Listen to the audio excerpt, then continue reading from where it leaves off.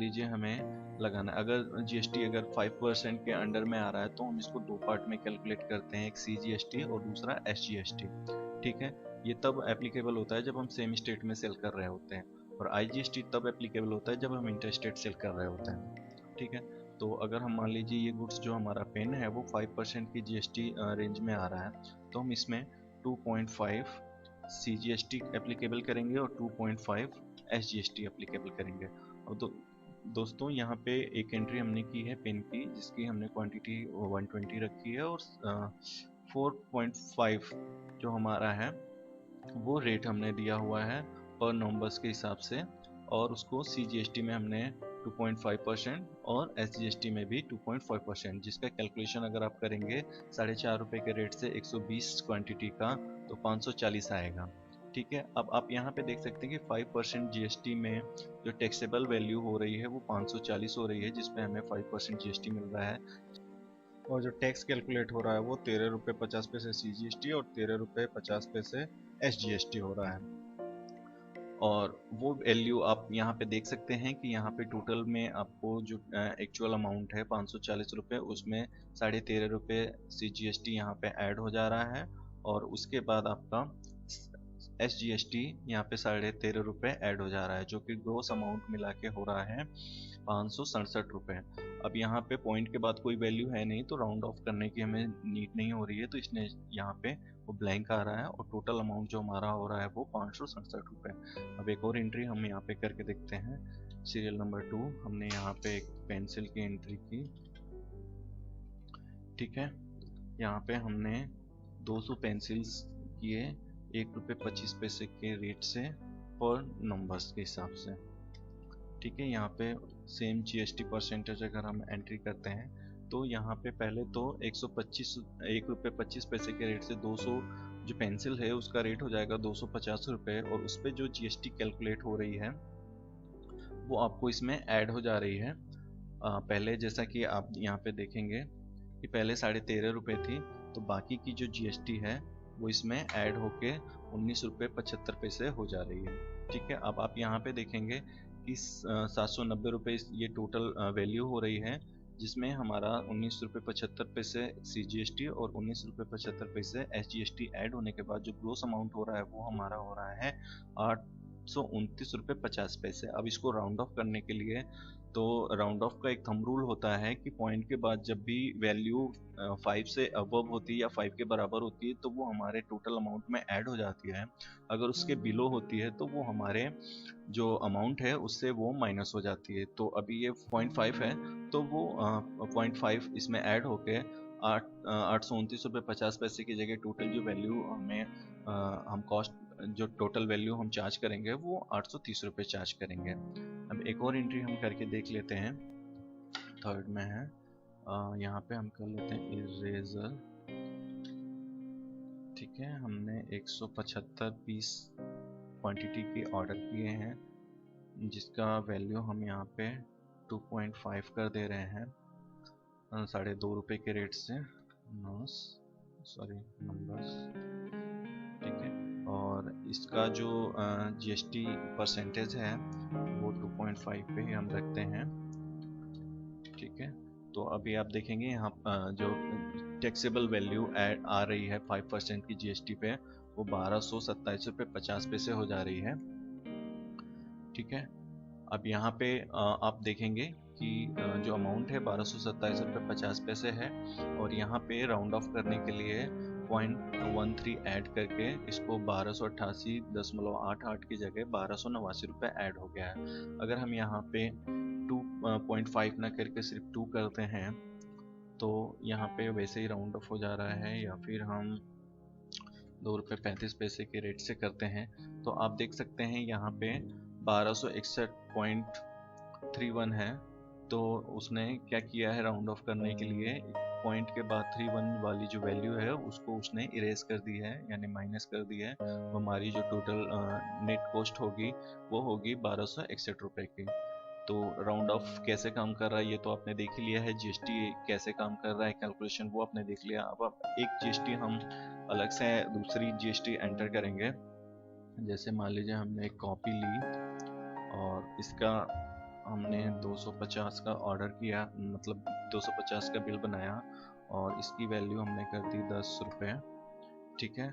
और ये पर नंबर्स के हिसाब से है। और अब इसका हम 8% वाले रेंज में अगर रखते हैं या 12% वाले में रखते हैं तो वो क्या कैलकुलेट होगा, किस तरीके से वो ऐड होगा, उसको हम देख लेते हैं। तो अभी फ़िलहाल हम 8% वाले पे देखते हैं। तो 4% हम CGST पे रखेंगे और 4% SGST पे रखेंगे। तो अभी आप देख सकते हैं कि इसका अलग से कैलकुलेशन हो रहा है, पर वो जो वैल्यू है वो इसमें ऐड हो जा रही है। ये दोनों वैल्यू इसमें बिल में ऐड हो जा रही है, लेकिन उसको अलग से डिस्क्राइब करके हम यहाँ देख सकते हैं कि जो 8% वाली जो टैक्सेबल अमाउंट है वो 2500 है और 5% वाला जो टैक्सेबल अमाउंट है वो 1201 रुपये 25 पैसे है। जबकि यहाँ पे आप देखेंगे तो टोटल वो अमाउंट यहाँ शो कर रहा होगा 3701 रुपये 25 पैसे।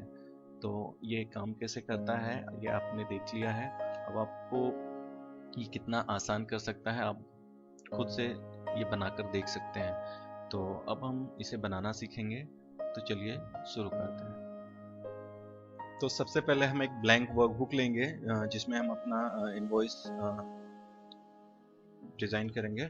तो यहाँ पे हमने एक ब्लैंक वर्कबुक ले ली है। अब हमें सबसे पहला काम करना है इनवॉइस का स्ट्रक्चर डिज़ाइन करना है। उसके लिए हम देखेंगे कि हमारी जो इनवॉइस है वो कितना एरिया कवर कर रही है। तो आप अगर यहाँ से ऑब्जर्व करेंगे तो जो कॉलम है वो ए से लेके एन तक के इन्वॉल्व हैं और जो रो है वो फर्स्ट रो से लेके 40 रोज तक जो हमारी इनवॉइस है वो कवर कर रही है। तो अब हम क्या करेंगे, अपनी जो ब्लैंक वर्कबुक है उसमें ए से लेके एन तक का एरिया और जो रो है हम वो 40 तक सेलेक्ट करेंगे और यहाँ से ऑल बॉर्डर कर देंगे। अब ऑल बॉर्डर मैंने इसलिए दिया है ताकि मैं जैसे जैसे सेल में चेंजेस करते जाऊँगा अच्छे से विजिबल होकर आपको दिखेंगे कि कैसे कैसे आपको भी चेंज करना है। ओके, अगला हमारा जो स्टेप होगा वो मर्ज करने का होगा कि हमें कौन कौन से एरिया को पर्टिकुलरली मर्ज करना है। तो सबसे पहला जो मर्ज है हमारा वो है ए से लेके एफ तक और 1 से लेके 3rd तक। ठीक है, तो ए से लेके एफ तक का एरिया सेलेक्ट करेंगे और 1 to 3rd एरिया सेलेक्ट करेंगे और हम इसे मर्ज पे एक्टिवेट कर देंगे, जिससे वो पूरी की पूरी एक सेल हो जाएगी मर्ज होकर। ठीक है, अगला जो हमारा मर्ज का एरिया है वो 4 से लेके 8 तक की रो है और ए से लेके एफ तक का कॉलम है। तो 4 से लेके 8 और ए से लेके एफ तक का एरिया सेलेक्ट करेंगे और उसे मर्ज कर देंगे। अगला मर्ज हमारा है वो इनवॉइस नंबर का है जो जी से लेके एच सेलेक्ट है। उसके बाद आई हमें मर्ज नहीं करना है, तो जी से लेके एच हमने सेलेक्ट करके मर्ज कर दिया। आई हम ऐसे ही छोड़ दे रहे हैं और उसके बाद जो डेट वाला कॉलम है वो जे के हमने एक साथ मर्ज किया हुआ है, तो हम इसे भी यहाँ से एक साथ मर्ज कर देंगे। ओके, अब एल के साथ एम एन भी हम मर्ज कर देंगे जहाँ पे हमें डेट फीड करनी है। ओके, अब इसके बाद जो अगला स्टेप है हमारा वो हमें जो मर्ज करना है वो रो नंबर 2 से लेके 7 तक का सेम हमने एक जैसा मर्ज किया हुआ है। 3 कॉलम को एक साथ मर्ज किया है, तो हम क्या करेंगे 3 कॉलम को जी एच आई को एक साथ सेलेक्ट करेंगे और 7 रो तक हम सेलेक्ट करते हुए जाएंगे और यहाँ से जाके हम मर्ज डायरेक्ट मर्ज पे क्लिक ना करके मर्ज अक्रॉस करेंगे। उससे क्या होगा कि हमारी जो है वो मर्ज तो हो जाएगी सेल, लेकिन वो रो वाइज मर्ज होगी।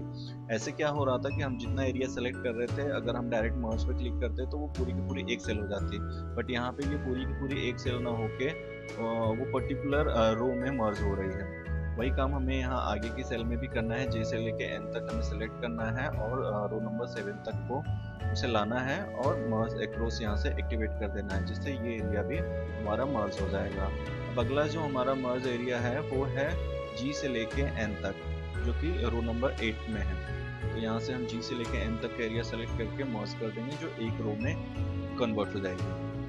ओके, अब अगला हमारा जो पार्ट आता है सेकेंड पार्ट आता है हमारा जहाँ पे हमें एंट्री करनी होती है, जहाँ पे हमें फीडिंग डेटा फीडिंग करना होता है। तो सबसे पहले जो हमारा सीरियल नंबर है उसमें कोई मर्ज नहीं किया गया, वो जैसे सिंगल रो रहती है वैसी सिंगल रो है।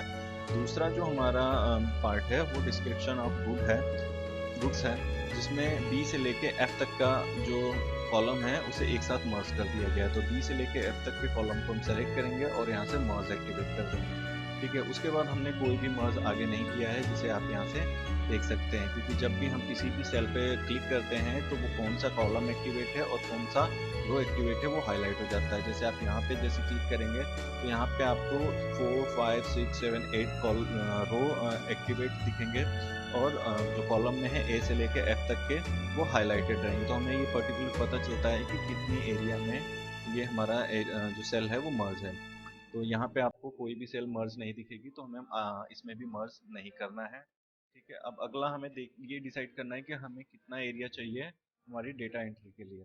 तो यहाँ पे मैंने जो एरिया चुना हुआ था वो 10 नंबर रो से लेके 24 नंबर की रो तक का हमें डेटा एंट्री के लिए रखना है। तो 10 से लेके हम 24 का एरिया सेलेक्ट करेंगे और इसे ले जाएंगे हम लास्ट एंड तक, राइट साइड के एंड तक, जो कि n है, वहाँ तक हम इसे लेके आएंगे। और उसके बाद इस एरिया को हम जो है कि बॉर्डर हटा देंगे, नो बॉर्डर चूज करेंगे। ठीक है, और उसके बाद एक आउटसाइड बॉर्डर चुन लेंगे, जिससे हमारा ये एरिया पता चलता रहे कि हमें कितने एरिया तक काम करना है। ओके, अब आप यहाँ के नीचे की जो सेल्स हैं उसको ऑब्जर्व करेंगे तो ये भी मर्ज की हुई हैं रो वाइज, जो कि बी से लेके एफ तक है। तो वही सेम प्रोसेस हम अब फॉलो करेंगे, बी से लेके एफ तक का एरिया सेलेक्ट करेंगे और 24 तक की रो को सेलेक्ट कर लेंगे। और उसके बाद हम मर्ज ऑप्शन में जाके मर्ज अक्रॉस चूज करेंगे, जिससे क्या होगा कि सारी की सारी जो सेल्स हैं वो रो वाइज मर्ज हो जाएंगे। ओके, अब हमें इसे डिवाइड करना है, बॉर्डर देना है, जैसा कि हमने इसमें बॉर्डर दिया हुआ है सेम उसी तरीके से हमें बॉर्डर चूज करना है। ठीक है, तो हम यहाँ से पहला बॉर्डर चुनेंगे, यहाँ तक का एरिया, जैसे यहाँ से लेके यहाँ तक का एरिया हम चूज करेंगे और यहाँ से आउटलाइन बॉर्डर दे देंगे। ठीक है, उसके बाद फिर से हम अगला स्टेप करेंगे, आगे का एरिया चूज करेंगे और आउटलाइन बॉर्डर दे देंगे। फिर उसके बाद हम आगे का एरिया चूज करेंगे और आउटलाइन बॉर्डर। सेम प्रोसेस हमें तब तक फॉलो करनी है जब तक कि हमारा पूरा बॉर्डर बन ना जाए जैसा कि हमें चाहिए। ठीक है, तो ये हमारा डेटा एंट्री वाला पार्ट भी अभी कंप्लीट हो गया है। अब हम उसके नीचे चलते हैं, तो उसके नीचे हम देखेंगे जहाँ पे हमारा टोटल वाला कॉलम है, उसको भी सेम हमें जैसे ऊपर है उसी तरीके से नीचे भी हमें करना है। तो हम क्या करेंगे, इस एरिया को सेलेक्ट करेंगे और मर्ज कर देंगे। ओके, अब ये एकदम एग्जैक्ट जैसे ऊपर की डिज़ाइन है वैसे ही नीचे की भी डिज़ाइन हमारी रेडी हो गई है। अब हम उसके नीचे का पार्ट देखेंगे जहाँ पे हमें रिपोर्टिंग करनी है। तो जैसे आप फर्स्ट सेल पे क्लिक करेंगे जहाँ पे SN/SSC लिखा हुआ है, तो नोटिस करेंगे आप तो ए और बी को एक साथ मर्ज किया हुआ है। और उसके बाद की जो है वो सारी की सारी मर्ज की हुई हैं रो नंबर 31 तक। तो हम भी सेम प्रोसेस फॉलो करेंगे, 26 को हम चूज करेंगे और 31 रो तक हम उसे ले जाएंगे और मर्ज अक्रॉस करके हम उसे एक साथ मर्ज कर देंगे रो वाइज। ठीक है, उसके बाद हमने एक जो सी वाला कॉलम है उसे सेम छोड़ दिया है, तो हम भी इसे सेम छोड़ देंगे। और आगे हम फिर हमने डी एफ को एक साथ मर्ज किया है, सेम प्रोसेस साथ में सेलेक्ट करेंगे और मर्ज ऑप्शन में जाके मर्ज अक्रॉस चूज करेंगे। ठीक है, तो अगला जो हमने मर्ज किया है वो एफ जी को एक साथ मर्ज किया है, तो सेम प्रोसेस यहाँ पे भी फॉलो करेंगे और हम इसे मर्ज कर देंगे। आगे का जो स्टेप है हम कंटिन्यू उसी तरीके से फॉलो करते जाएंगे, दो दो सेल को एक साथ, दो दो कॉलम को एक साथ मर्ज अक्रॉस करते हुए हम अपना फॉर्मेट तैयार करेंगे। जे को भी हमें एक साथ मर्ज करना है, यहाँ से हमने मर्ज अक्रॉस कर दिया। ठीक है, उसके बाद वाला एरिया हमें मर्ज नहीं करना है, तो हम इसे मर्ज नहीं करेंगे। आप चाहें तो अपने अकॉर्डिंग इसे मर्ज कर सकते हैं दोनों को, बट मैंने नहीं किया है तो मैं भी इसमें भी फॉलो नहीं कर रहा हूँ। ओके, अब इसके बाद हमें नीचे का जो एरिया आप देखेंगे जहाँ पे रुपीज़ लिखा हुआ है रो नंबर 32 तो वो कहाँ से कहाँ तक मर्ज है उसके लिए हम यहाँ पे ऑब्जर्व करते हैं, तो हमें दिखता है कि ए से लेके के तक का जो एरिया है उसे हमें एक साथ मर्ज करना है। 32 रो के तक का एरिया हमने सेलेक्ट किया और एक साथ इसे मर्ज कर दिया। ओके, अब इसके नीचे जो है एरिया है ये हमारा 33 से लेके 39 तक का एरिया एक साथ हम सेलेक्ट करेंगे एन कॉलम तक, और यहाँ से इसे नो बॉर्डर ऑप्शन एक्टिवेट करेंगे और उसके बाद एक आउटलाइन बॉर्डर फिर से एक्टिवेट कर देंगे, जिससे हमें आउटलाइन पता चलती रहे कि कितने एरिया में हमें वर्क करना है। ओके, फिर उसके बाद हमें नीचे वाले एक सेल को बॉर्डर नहीं देना है, तो हम यहाँ पहले तो मर्ज कर देंगे ताकि वो एक हो जाए। फिर उसके बाद हम इसे नो बॉर्डर से सेलेक्ट करेंगे और उसके बाद एक टॉप बॉर्डर को एक्टिवेट करेंगे, जिससे ऊपर वाले एरिया में बॉर्डर एक्टिवेट हो जाए बट नीचे वाले एरिया में वो बॉर्डर एक्टिवेट ना हो।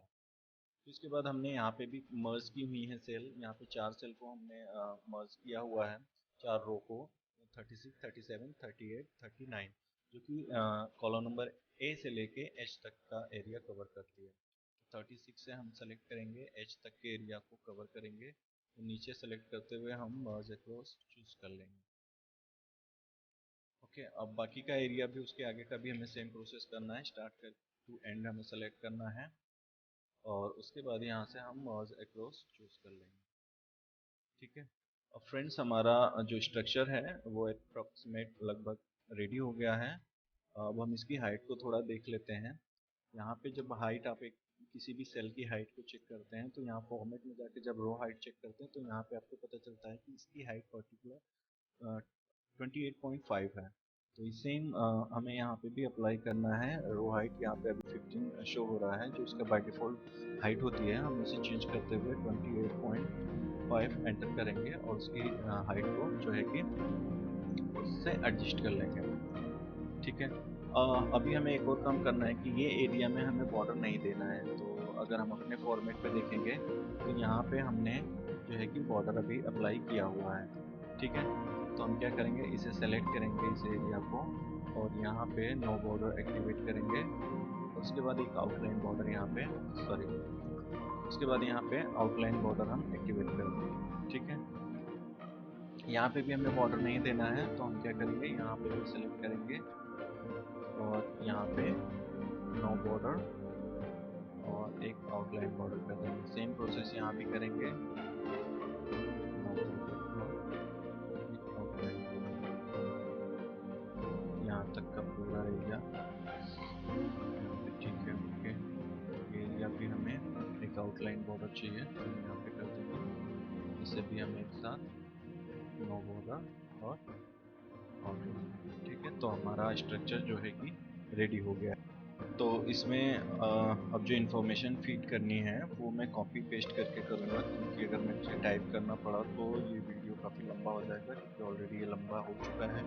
तो टाइम को देखते हुए हम इसे कॉपी पेस्ट कर ले रहे हैं। बाकी आप जब प्रैक्टिस कीजिएगा तो खुद से टाइप करने की कोशिश कीजिएगा, जिससे आपको ये अंदाज़ा लगेगा कि कहाँ पे हमें कितनी विड्थ चाहिए, कितनी हाइट चाहिए होगी।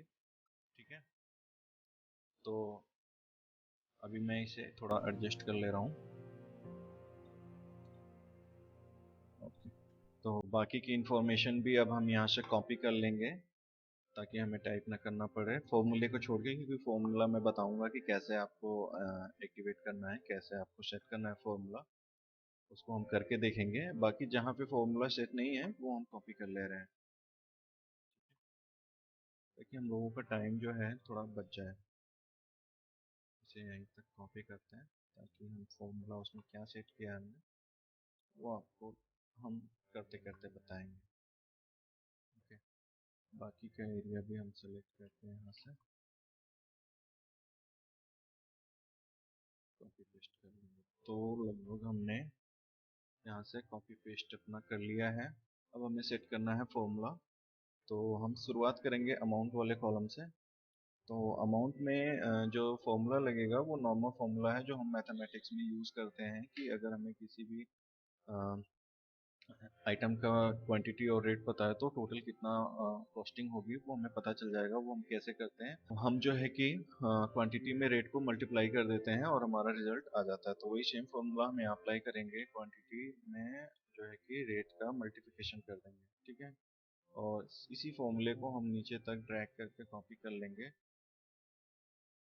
ठीक है, अब चूंकि हमारी जो इनवॉइस है इसमें बीच में कोई भी बॉर्डर नहीं है, तो हम भी क्या करेंगे, बॉर्डर को रिमूव करेंगे, यहाँ से जाके नो बॉर्डर करेंगे और फिर उसके बाद आउटलाइन की बॉर्डर यहाँ दे देंगे। अब यहाँ पे देखेंगे आप, तो यहाँ से बॉर्डर रिमूव हो गया। अगला जो फॉर्मूला हम सेट करेंगे वो टोटल का फॉर्मूला होगा, जो हम सम यूज करेंगे। सम का फॉर्मूला यूज करते हुए हम ये अमाउंट वाली कॉलम का टोटल यहाँ पे रिजल्ट शो करा लेंगे। यहाँ पे सेट हो गया। अभी हर जगह जीरो इसलिए आ रहा है क्योंकि कहीं भी हमने कोई भी एंट्री की नहीं है। जैसे हम एंट्री करेंगे वो अपने आप रिजल्ट यहाँ आने लगेगा। ठीक है फ्रेंड्स, अब अगला जो फॉर्मूला हम सेट करेंगे वो करेंगे इस एरिया में। तो सबसे पहले कुछ चीज़ें को आपको जानना बहुत ज़रूरी है कि जीएसटी जो परसेंटेज का एक ग्रुप होता है, जैसे 5% की जीएसटी में जो भी गुड्स आ रहे हैं, तो अगर सेम स्टेट में वो सेल हो रहे हैं तो वो दो पार्ट में कैलकुलेट होते हैं। एक सीजीएसटी जो सेंट्रल गवर्नमेंट के लिए होती है, एक एसजीएसटी जो स्टेट गवर्नमेंट के लिए होती है। ठीक है, अगर वो इंटर स्टेट सेल हो रही है, अपने स्टेट से अदर स्टेट में सेल हो रही है, तो पूरा का पूरा जो है कि टैक्स वो एप्लीकेबल होता है और वो आईजीएसटी में कैलकुलेट होता है। ठीक है, तो यहाँ पे जो हम फॉर्मूला सेट करेंगे वो अलग फॉर्मूला सेट करेंगे, और यहाँ पे जो करेंगे वो अलग करेंगे। कैसे करेंगे उसको हम देखते हैं। तो सबसे पहले हम जो फॉर्मूला सेट करेंगे वो करेंगे सम इफ का फॉर्मूला। ठीक है, तो सम इफ हमने यहाँ टाइप किया। सम इफ का फॉर्मूला अगर दोस्तों आपको पता नहीं है, उसके बारे में डिटेलिंग नहीं पता है, तो आप मेरा पुराना वीडियो जाके देख सकते हैं, जो कि आपको डिस्क्रिप्शन में लिंक मिल जाएगा। और अगर पता है तो हम इसको आगे कंटिन्यू करते हैं। इसमें हम कुछ एक्स्ट्रा भी ऐड करेंगे, जिससे हमारा थोड़ा सा ये फॉर्मूला और ज़्यादा अच्छी तरीके से रिजल्ट दे पाएगा। तो यहाँ पे सबसे पहला काम हमें करना है, रेंज को चुनना है। क्योंकि हम CGST वाले कॉलम में फिल कर रहे हैं, तो हम यहाँ से CGST का रेंज जो है कि सेलेक्ट कर लेंगे। सेलेक्ट करने के बाद हम क्या करेंगे, इसे लॉक कर देंगे। लॉक करने के लिए क्या होता है, जो हमारा कॉलम का नेम होता है और जो रो की नेम होती है, बीच में हम डॉलर इंसर्ट कर देते हैं, जिससे क्या होता है वो एरिया फिक्स हो जाता है। जब भी हम इसे कॉपी करते हैं तो जहाँ कहीं भी हम कॉपी करेंगे वो एरिया यही रहेगा, वो बदलेगा नहीं। अगर हम बिना फिक्स किए कॉपी करते हैं, तो अगर हम नीचे कॉपी करते हैं तो वो नीचे की स्टेप की तरफ आ जाएगा, अगर राइट में करते हैं तो वो एक स्टेप राइट की तरफ चला जाएगा।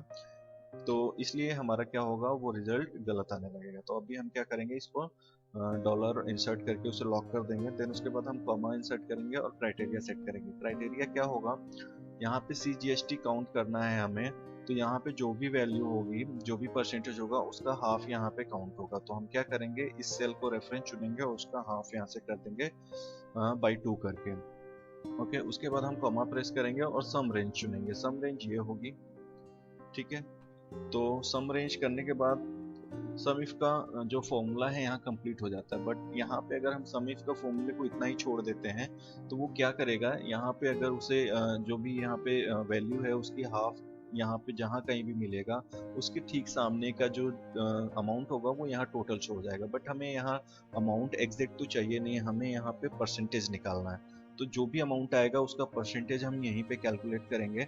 परसेंटेज कैलकुलेट करने के लिए क्या करते हैं, हम टोटल जो भी अमाउंट होता है उसमें उस अमाउंट का मल्टीप्लिकेशन करते हैं, जितना परसेंट हमें निकालना होता है। तो यहाँ पे मान लीजिए अभी 0 है, अगर हम उसी फॉर्मूले को नीचे कॉपी करते हैं तो वो उसके ऊपर अप्लाई हो जाएगा, क्योंकि 0 पे जब भी हम मल्टीप्लिकेशन या डिवाइडेशन करते हैं तो वो हमेशा रिजल्ट क्या आता है, 0 आता है। बट हमें फॉर्मूला वो आगे भी कॉपी करना है, तो हम यहीं पे वो सारा फॉर्मूला सेट करेंगे। तो यहाँ पे हम क्या करेंगे, इस सेल को सेलेक्ट करेंगे और उससे पहले हम एक ब्रैकेट लगाएंगे, क्योंकि हमें इसे सेपरेट रखना है। ठीक है, और इसका हाफ कर देंगे और इसे ब्रैकेट में बंद करके सेपरेट ही रखेंगे, और उसके बाद हम डिवाइड बाई 100 कर देंगे। ठीक है, अब ये फॉर्मूला हमारा हो जाता है। अब देखिए दोस्तों, यहाँ पे हमने लॉक किया है और यहाँ पे भी हमने लॉक नहीं किया है, तो इसके कॉपी करने के क्या प्रभाव होते हैं उसको हम यहाँ पे देख लेते हैं। ये हमने कॉपी किया। अब जब आप यहाँ पे F2 करके सेल को एक्टिव करेंगे, तो यहाँ पे जो आपका क्राइटेरिया रेंज है वो ब्लू कलर से हाईलाइट हो रहा है, और जो अमाउंट वाला यानी जो सम रेंज है वो पर्पल कलर से हो रहा है। तो दोनों एग्जैक्ट एक लेवल पे हैं, लेकिन जैसे ही हम नीचे वाले पे देखते हैं, तो जो हमने लॉक किया हुआ है डॉलर करके वो एग्जैक्ट वही है, लेकिन जब हमने लॉक नहीं किया है वो एक स्टेप डाउन आ गया, क्योंकि हमने फॉर्मूला एक स्टेप नीचे कॉपी किया है। ठीक है, तो ये फर्क पड़ता है, मुझे दिखाना था आपको कि क्या प्रभाव पड़ता है और इसे लॉक करने से क्या फ़ायदा होगा। ठीक है, तो अभी हम क्या करेंगे, इसे भी लॉक कर देंगे बीच में डॉलर इंसर्ट करके, और हम अब इसे कॉपी कर देते हैं। ठीक है, मैंने कंट्रोल डी प्रेस करते हुए कॉपी कर दिया है। अब यहाँ पे देखिए, आप किसी भी सेल में क्लिक करेंगे तो वो जो है फिक्स हो गया है। ठीक है, अभी सेम फॉर्मूला हम यहाँ पे अप्लाई करेंगे। सम इफ यहाँ पे रेंज चुनना है, तो हम SGST वाली रेंज को सेलेक्ट करेंगे और इसे सबसे पहले हम क्या करेंगे, डॉलर इंसर्ट करके इसे लॉक करेंगे, ताकि हम उसको अलग सेल में कॉपी कर पाए। ओके, अब यहाँ पे हम फिर कॉमा प्रेस करेंगे।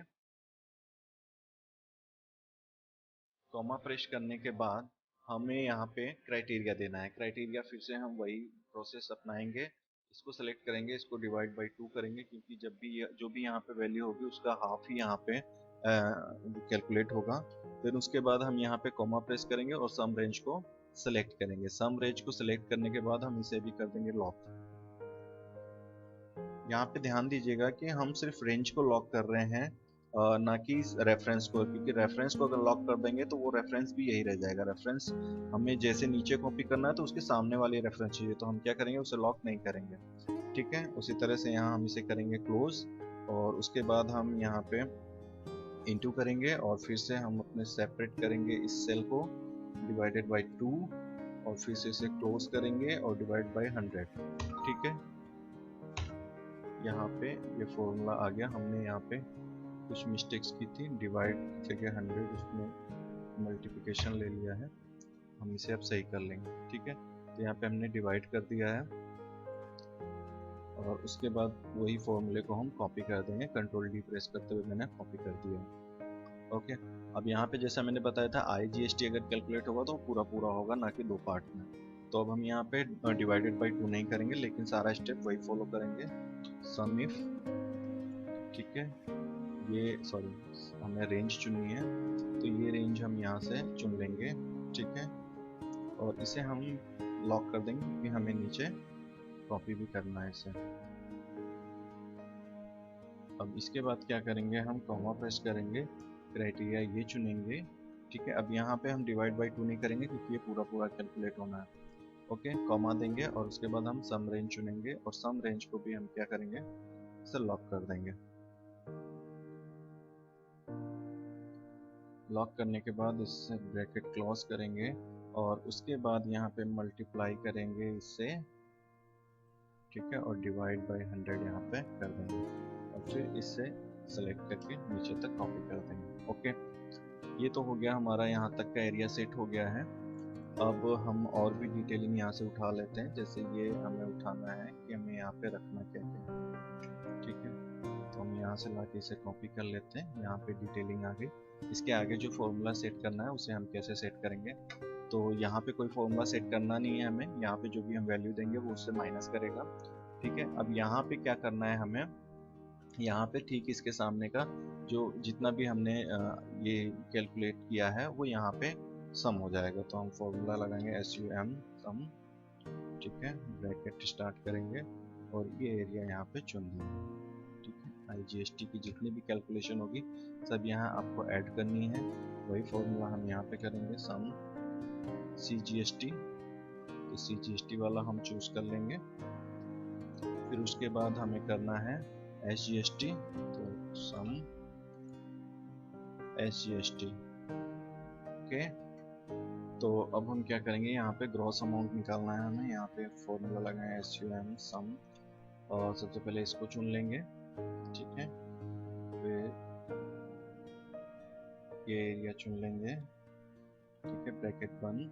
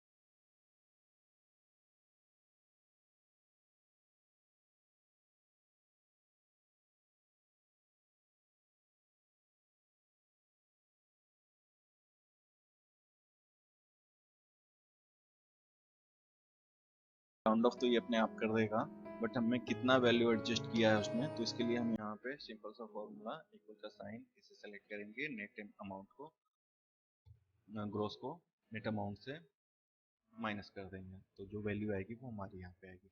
अब एक और चीज़ आपको बता दें कि जैसे आप यहाँ पे देखेंगे जहाँ पे कोई एंट्री नहीं हुई है वहाँ पे आपको एक डैश मिलेगा, ना कि जीरो। तो वो इसलिए होता है, हम बता देते हैं। यहाँ से आप जो भी एरिया सेलेक्ट करेंगे उसको अकाउंटिंग मोड में कर देंगे। यहाँ से अकाउंटिंग मोड करने के लिए आप डायरेक्ट यहाँ क्लिक कर देंगे, वो अकाउंटिंग मोड पे चला जाएगा। यहाँ का भी एरिया आप अकाउंटिंग मोड पे क्लिक कर दीजिए। ओके, अब यहाँ पे हम एंट्री करके देख लेते हैं। पहले हम यहाँ पे जो एरिया छूटा हुआ है इसको भी हम कलर कर देते हैं। कलर हो गया। अब हम यहाँ पे एंट्री करते हैं। हमने यहाँ पे किया पेनी, ठीक है, क्वांटिटी 145, रेट हो गया आपका 5.5 रुपये यानी 5 रुपये 50 पैसे, ठीक है, पर नॉन्स के हिसाब से है। जीएसटी यहाँ पे आपने 2.58 की 2.58। ओके, अब यहाँ पे आप देख सकते हैं जो टैक्सेबल वैल्यू है वो 797 रुपये 50 पैसे है। ओके, और 5% की वैल्यू में आ रहा है। यहाँ पे जो टैक्स CGST कैलकुलेट हो रहा है वो 19 रुपये 94 पैसे, SGST 19 रुपये 94 पैसे, और दोनों अमाउंट यहाँ पे आके ऐड हो जा रहे हैं। यहाँ पे 837 रुपये 38 पैसे हो रहे हैं, जिसको उसने राउंड ऑफ करके 837 पैसे कर दिए, और उसने एडजस्टमेंट कितना किया, 38 पैसे को उसने माइनस कर दिया, ठीक है। अब यहाँ पे दूसरी वैल्यू हम देख लेते हैं अदर टैक्स से। यहाँ पे जैसे हमने किया कॉपी, यहाँ पे हमने 1020 कॉपी ऑर्डर की और 9 रुपये 75 पैसे की रेट से, ठीक है। अब यहाँ पे आपको थोड़ा सा अपना विड्थ एडजस्ट करना होगा। अब यहाँ पे मान लीजिए 9% हमने CGST ली और 9% हमने SGST ली, ठीक है। तो उसका जो टैक्स कैलकुलेट होगा यहाँ पे कैलकुलेट होगा और वो इसमें ऐड हो जाएगा, ठीक है। ये पूरा का पूरा अमाउंट इसमें ऐड हो जाएगा, और अभी टोटल वैल्यू हमारी हो रही है, वैसे हमारी वैल्यू हो रही है एग्जैक्ट 10,547 रुपये 50 पैसे, और टैक्स जोड़ जाने के बाद 12,342 रुपये 38 पैसा, जो कि राउंड ऑफ होके 12,342 हो रही है, ठीक है। अब आपको हर तरीके से जैसे भी आप टैक्स कैलकुलेट करेंगे वो आप यहाँ पे कर सकते हैं। जैसे मान लीजिए तीसरा अमाउंट आपने ले लिया कैरी बैग, ठीक है। अब कैरी बैग पे आपने एक कैरी बैग लिया 5 रुपए का, ठीक है, इस पे आपने कोई टैक्स नहीं लगाया, तो अब जो बिना टैक्स वाली वैल्यू होगी वो यहाँ पे ऐड होगी, ठीक है। तो आपको मैंने हर तरीके से करके दिखा दिया है कि कैसे कैलकुलेट होगा, और आप इसको यहाँ पे जो भी अमाउंट आ रहा है नेट अमाउंट, आप यहाँ पे उसको लिख सकते हैं वर्ड में। इसको ऑटो कैसे कैलकुलेट किया जाता है ये थोड़ा प्रोसेस कोडिंग का है, जो कि मैं बाद में आपको बताऊंगा। अभी के लिए इतना काफ़ी है। टाइप कर लेते हैं 12,347। तो ये रही आपकी बिल यानी इनवॉइस रेडी है। अब इसको सेट करना है हमें एक पेज पे प्रिंट होने के लिए, तो हम क्या करेंगे, पेज लेआउट में जाएंगे, यहाँ से जो विड्थ है इसको हम सेट कर देंगे 1 पेज में, ठीक है। और इसका हम प्रिंट प्रीव्यू देखेंगे यहाँ से, और इसको शो मार्जिन करके हम यहाँ से एडजस्ट कर देंगे,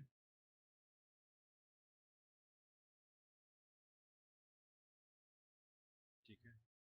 और आपको एक चीज़ मिसिंग यहाँ दिख रही होगी, जो हेडिंग में टैक्स इनवॉइस आ रही थी वो यहाँ पे नहीं आ रही है। इसके लिए आपको क्या करना होगा, प्रिंट टाइल्स में जाएंगे, हेडर पे जाएंगे, हेडर पे जाने के बाद कस्टम हेडर करेंगे, और यहाँ पे आप सेंटर में टाइप कर देंगे टैक्स इनवॉइस, ठीक है। इसको थोड़ा बोल्ड करना है तो सेलेक्ट करेंगे यहाँ से, इसे बोल्ड कर देंगे और साइज भी थोड़ा बढ़ा देंगे, ठीक है। ओके करके अब हम प्रीव्यू देखेंगे तो यहाँ पे आपका टैक्स इनवॉइस लिखा हुआ आएगा और बाकी डिटेलिंग आपकी शो होगी। तो आज की वीडियो में इतना ही। अगर वीडियो आपको पसंद आए हो तो प्लीज़ लाइक और शेयर करें, और अगर आप चैनल पर नए हैं तो प्लीज़ प्लीज़ प्लीज़ सब्सक्राइब करें, और कमेंट में ज़रूर बताएं कि ये वीडियो आपको कैसी लगी है, जिससे मुझे एक मोटिवेशन मिलता रहे कि मैं आप लोगों तक नई नई वीडियो बनाकर भेजता रहूं। तो फिर मिलेंगे अगले वीडियो में।